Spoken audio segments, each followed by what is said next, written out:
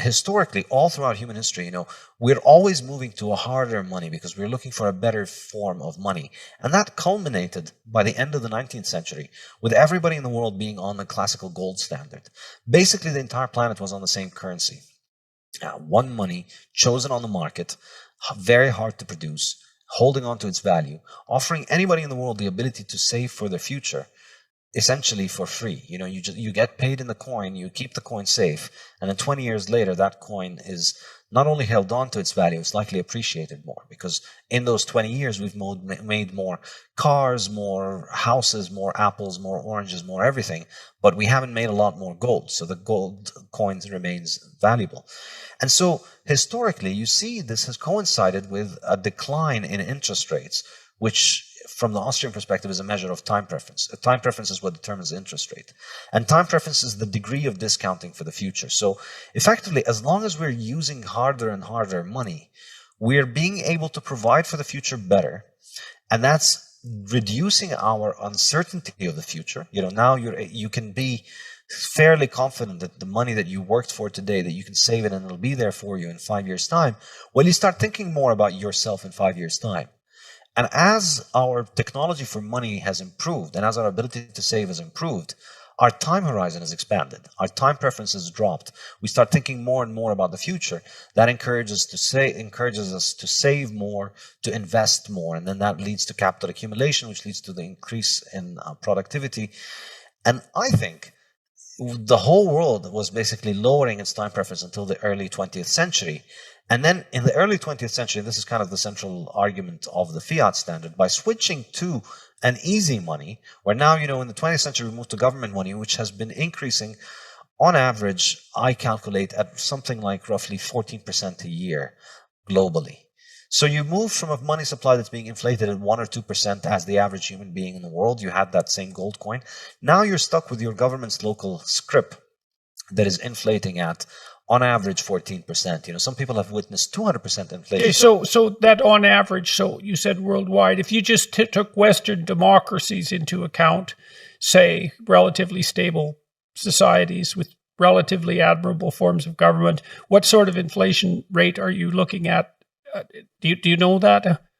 Yeah, I've done the numbers in the fiat standard. Okay. The lowest averages you'll see are in the US, Switzerland, Denmark, and Sweden, and they're about 6 to 7% per year over the last 50, 60 years.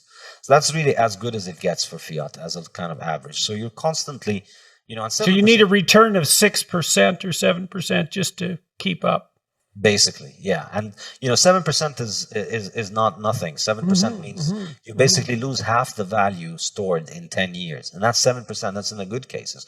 There are countries that have had an average of 200% because, they had years in which the money supply went up tenfold within 1 year. And that has happened. So you think about the examples of people living in hyperinflationary societies. And I used to live in Lebanon until recently. And you see that when the currency collapses, think about the stories about Weimar Germany or about any Latin American country or Lebanon or Zimbabwe. When you hear about their inflation, the stories are of people that have been reduced to very, very, very short-term thinking. Your money, you get paid on the beginning of the month. Your money is going to be worth half of its price by the end of the month. So you get paid and you run straight to the supermarket. I remember I was a kid growing up in Brazil, and I remember that, on the first day of the month, the supermarkets would be overrun and there would be people fighting and things would be crazy because everybody's trying to get things now before everybody else gets their paycheck and buys everything and then bids up the price. So your time horizon is shortened when your money is losing its value. Okay, so let me ask you a question about that then too. So one of the problems that the people who are concerned about the environment and about global warming are trying to solve is they're trying to increase our sense of caring for, let's call it the planet, the environment, right? Global concern. Think globally, act locally. You're supposed to be taking all these other things into account and not consuming like a madman and despoiling the planet.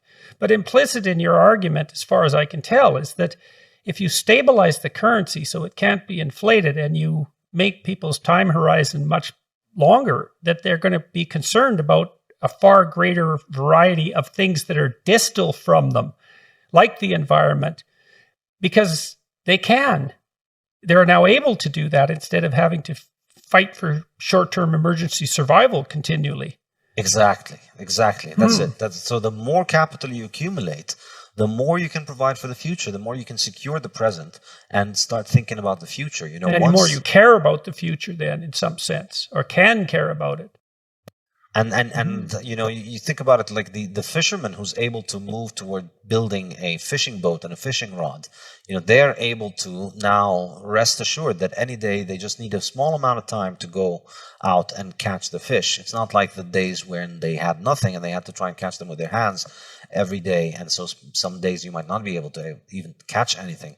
So now your survival is more secure. And so you start thinking more about the future. And money is an incredible technology for that, for lowering our time preference. That's kind of one of my central arguments in the fiat standard, that money is the best mechanism we have for moving value to the future. Because, you know, you could save a fishing boat and you can save something else, but you don't know what's going to happen in the future. And you don't know if you want to move away from where you are.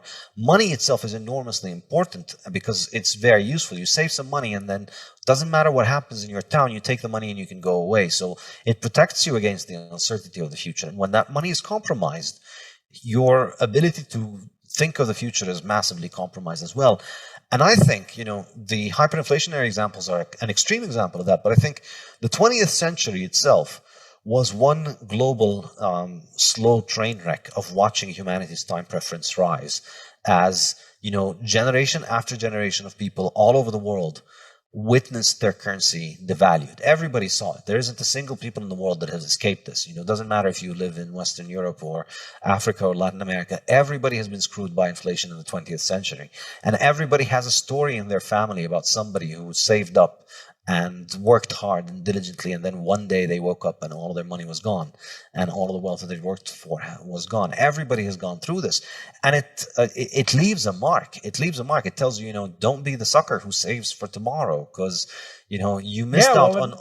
You see, like in Weimar Germany, you think about the people who were punished by that hyperinflation. Those were people who were productive and who had foresight because they put away something for the future.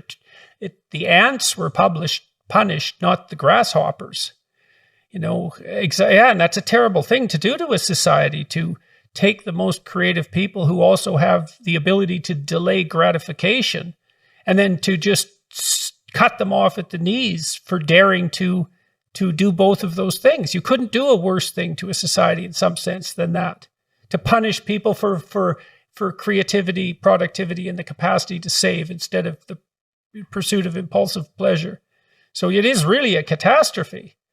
And so, it absolutely is. And maybe that's not much improved when it's a slow train wreck rather than a quick one. I mean, who knows, right?